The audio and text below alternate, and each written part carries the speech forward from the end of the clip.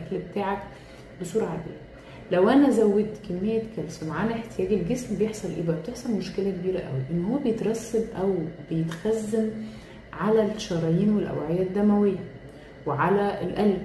فبتحصل ايه؟ الحاجات اللي بنسمع عنها، انسداد في الشرايين، انسداد في الاوعيه الدمويه. ليه؟ لما بيجوا يعملوا تحاليل وبيعملوا اشعات وبيبصوا على الحاجه بيلاقوا نتيجه زياده الكالسيوم، بدل ما يروح للعظم والسنان والحاجات دي بيبتدي يتحط فين؟ على الشرايين وعلى الاوعيه الدمويه. طب الحل ايه؟ طب ما انا بزود اهو.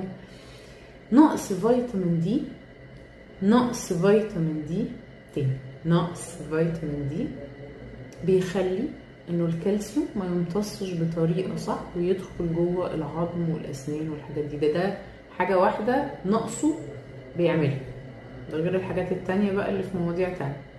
لكن نقص فيتامين دي في الجسم